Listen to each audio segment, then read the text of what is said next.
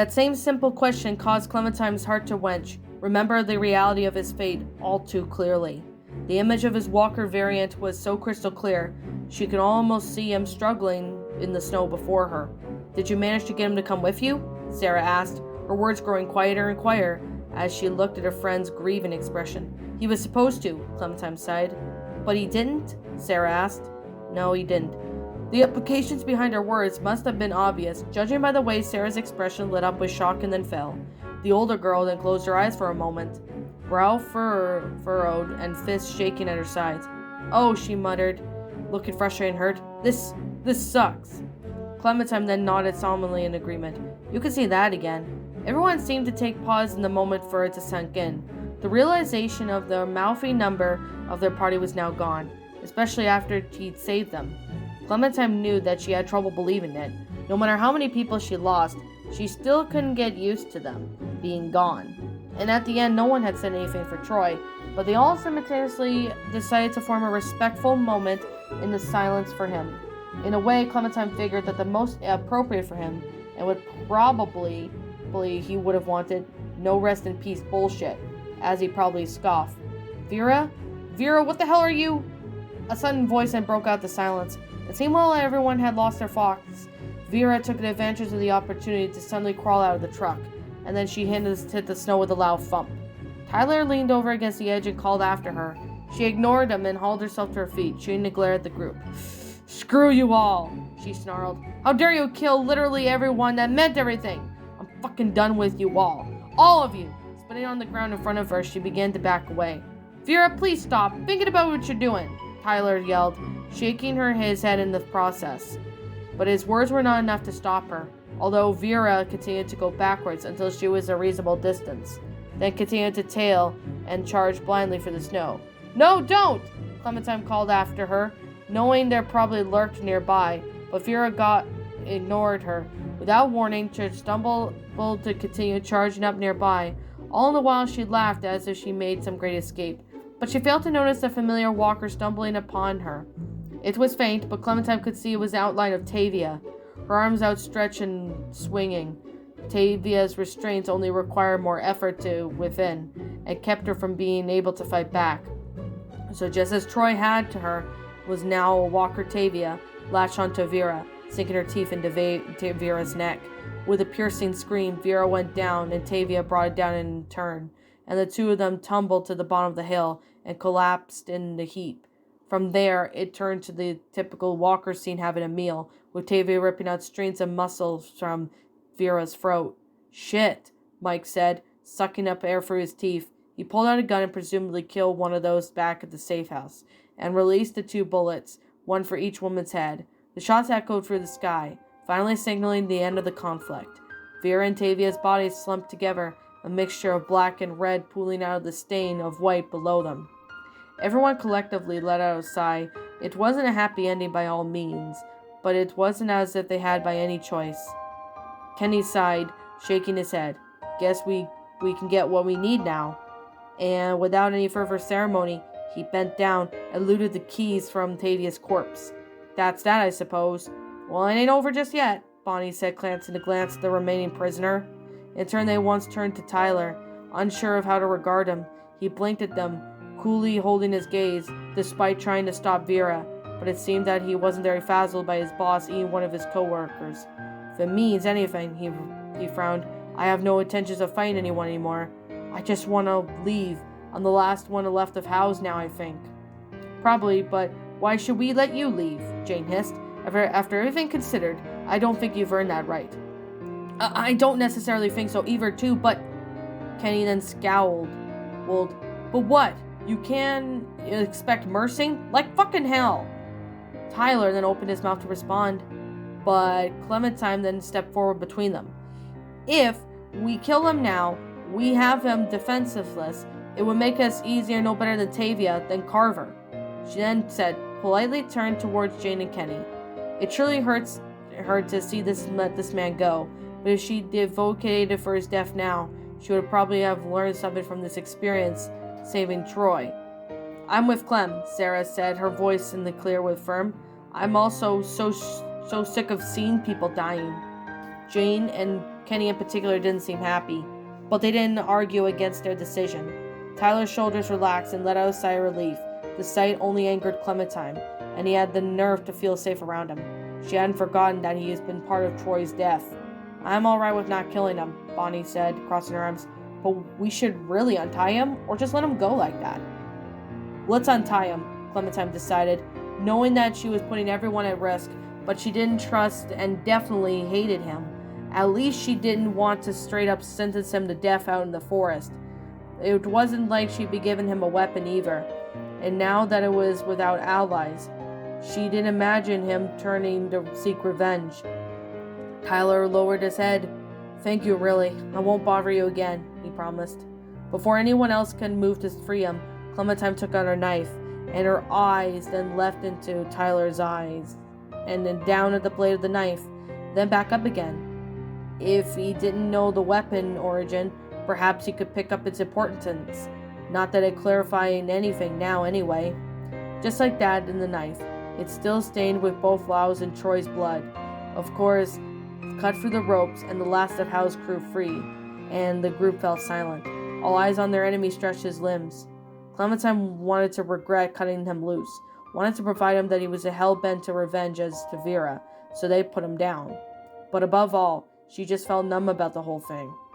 What did it matter? Whatever they killed Tyler or left him up for the walkers, it wouldn't change anything, nor would bring back the dead. She was just so tired of after seeing the recent turmoil, and her adrenaline was finally ebbing away, making room for sheer exhaustion. More than anything, she wanted to get the hell out of the snow and make a goddamn rest. Jane's cold tone cut through the silence. "Get out of here before we change our minds." Tyler nodded politely, thanked them again, running up to the hill and over the bodies and on to the distance. This time there was no run-in with walkers, or at least not they could hear. He disappeared into the white, hopefully never to be seen again. Just like that, there were no more Howe's members pursuing them. Sarah in particular, being the last survivor of the cabin group, must have felt the most relief about this, but Clementine couldn't deny the joy brought to her as well. "It's finally over," she breathed. It didn't feel over, but from the moment it looked like all relevant loose ends were tied up, and of course she knew that there was something missing, something not addressed yet, but she didn't have to get the chance to acknowledge it. "But Clem, what do we do now?" Sarah asked. "I mean, now that we're not being chased or captured anymore, where do we even go from there?" It was a good question. Unfortunately, Clementine had barely the strength to consider an answer. She was still shaken up from her experience with Tavia, and not to mention her dream. Luckily, Kenny piped up before she had a chance to think of a response. "Isn't it obvious?" the older man scoffed. "Those assholes are now gone. We stick to the original plan. Getting AJ to Wellington." The rest of the group grew quiet, exchanged glances with another.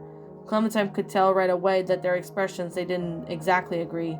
Jane was the one to step forward. "It's stupid. Going all the way for something may not be worth it, Kenny. I'm going back to house. Besides, Bonnie and Mike were murmured their agreements." "What?" Kenny squawked indecorously. "It's not like Tavia intended, trust me, but it's got good walls, food for 6 and up, so we'd be safe for a while." Jane then crossed her arms, almost looking unsure. She was trying to hide it, but it was obvious that she was also a bit shaken. Was it because of Troy? Clementine wanted to suppose she never truly know, nor it was their business to talk. If Kenny noticed her uneasiness, he didn't show it. "Are you kidding? That place don't have enough bad memories attached to it," he snorted, shaking his head. "How long do you think it'll stand before another group of assholes attacks? Or perhaps even the one we just let go comes back with revenge?" Clementine was about to point out her observations of Tyler not caring enough to return, but she decided to keep her mouth shut. "I don't doubt we should take everyone if it comes to our way." Bonnie cleared her throat. "If it's worth pointing out, we're much closer to Howe's." "Might as well make it ours," Mike agreed. "We got some supplies back with Arvo at the safe house, so we can all ride back there and pick them up." Sarah then shuffled her feet awkwardly, playing with them in her sleeves. I want to go back to Howe's too. It may give me a chance to really say goodbye to Dad." Clementine then smiled at her friend's decision, realizing that it might be a huge step in the girl's life. Huge and definitely necessary. Kenny looked around all the groups and realized that he was in the monetary dawning on them. Well, that's just peachy keen, but AJ needs a place like Wellington the most. Realizing that she may want to make her shifting into thinking for a moment, Clementine decided to focus on AJ's needs first and foremost. Where would he be able to grow up happy and healthy, safe as he could? Would AJ thrive at house or be put more in danger as they fix everything up? She could honestly say that she'd protect him without a fail. But she remembered Troy talking about Kylie's fate and how he thought that everything was secure outside the place and a simple oversight had caused her to be bitten. Who was to say that it would happen again with a much easier target this time around? Wellington was a bit of a gamble, but if the word was true, he'd have much better time settling into that community. The winters would be harsh, but the cold would keep the walkers away, and they probably would have much resources too. Maybe even some other kids. Did the mystery shrouding Wellington outweigh the risk of house obviously held for an infant?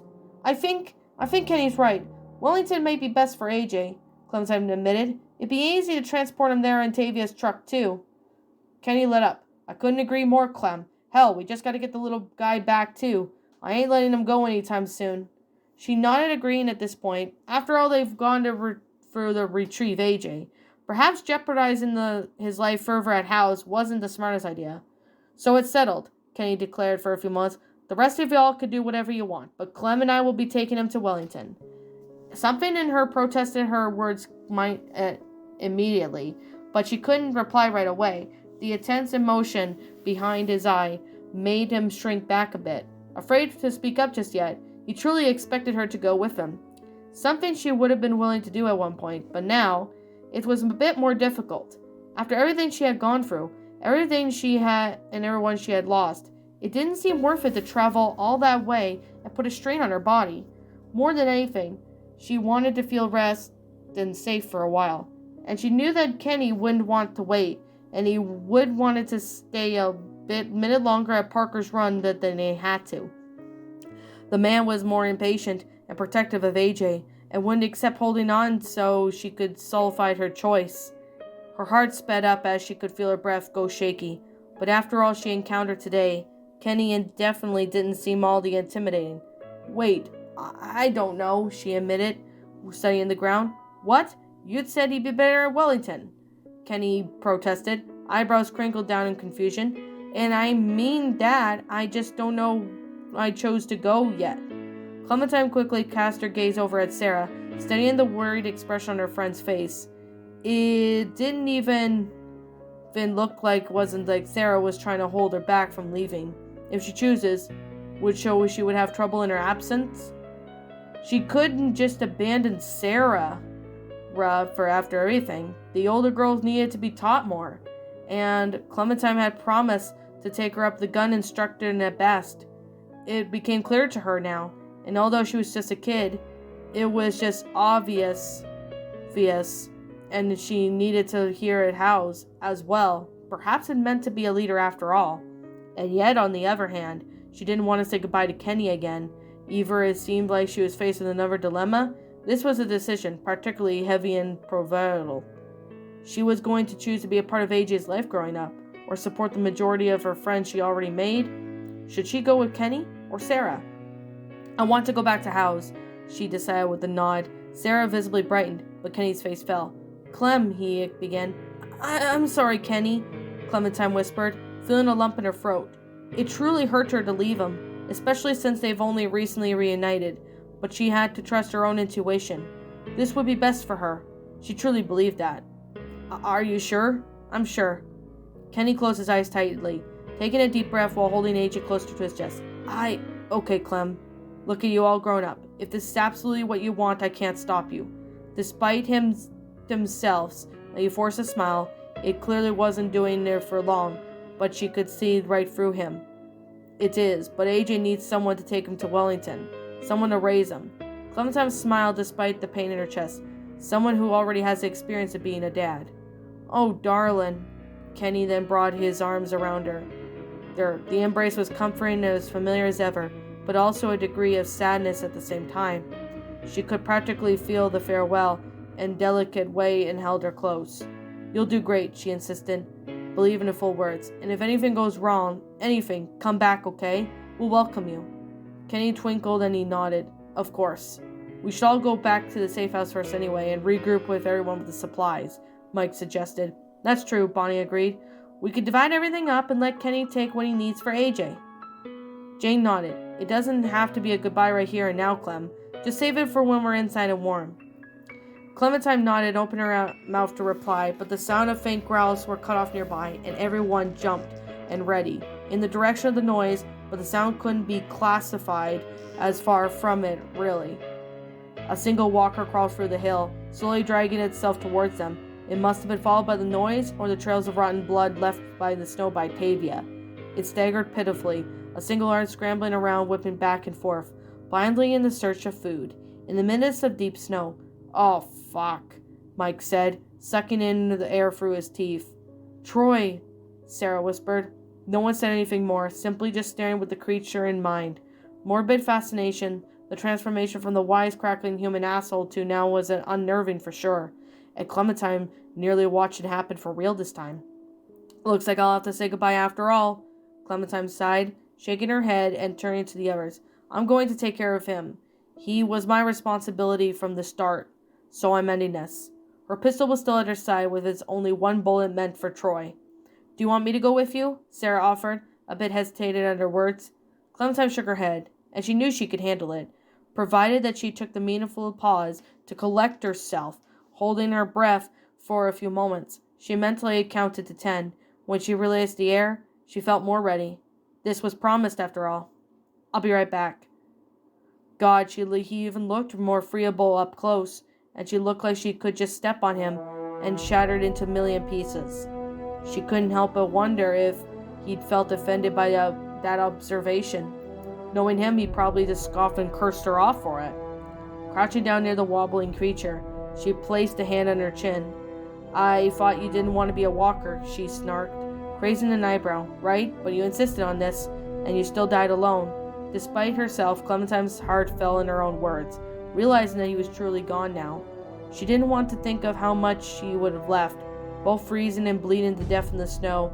He died at the right time, although just as he predicted.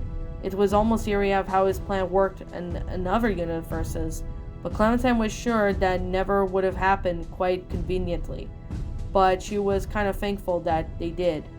It wasn't like it all turned out well or okay, but everything does happen as Troy intended, and she had to give him credit for it. I think everyone had just gotten used to you, Troy, so naturally, you died to make us all miss you. It was the most appropriate for how much protested in the group life. It figured that it would have been his place after death. She was about to thank him again one last time, but she swallowed the words. There were no other way he was still in there to hear. Anyway, and the thought of saying just worsened the lump in her throat. So instead of lamenting, she gripped the pistol tighter, studying his broken form. With only one limb working, he struggled to even move. It had not been an element of surprise, but he definitely wouldn't have been no match for Tavia. But at the end he did it. It was something Clementine would never forget. You're an idiot, she chastised, with a word sort of sarcastic. You had the chance to be good and you chose your own ways, then you decide you don't want that. So you save us, only to admit that what you did to get yourself killed. He obviously couldn't respond, but she continued nevertheless. It anguished a rant that she didn't want to stop. You don't think so, do you? You put me in this position, as if putting you down as if you were alive wasn't bad enough. She heaved a sigh, shaking her head. I hate this. I hate that you're making me do this. Although Troy wasn't trying his hardest to get her, Clementine didn't move a muscle. It was kind of strange, but this was one of the only times she felt assured of her own safety around a walker, although she instantly had been paralyzed with fear as she took down Tavia. Now how she could see there was absolutely no threat. Nibbling around her lip, she continued. And you know what? You'd probably be mad at me for saying this, but her voice trailed off, and she then paused to think over her words. All that acting through the hardcore, but look at you now. You make a pretty sad excuse for a walker. Troy, of course, still had no indication of hearing her, just growled off and shuffled closer to her. His arms shot out forward towards her, weakly clawing at the air. She moved about a half an inch aside and was able to make him miss her completely and fall into the heap of the ground. Pausing, she lifted the gun towards his head, half expecting to be interrupted again, like the universe itself trying to stop her from putting Troy out of his misery. Well, the universe could screw off. After all, He had done everything to do against and for Clementine. She had decided to give him this mirror string. Yeah, definitely a pathetic walker, she scoffed, her lips curved into a smile. But in all, pretty okay human. And this time, she was able to pull the trigger.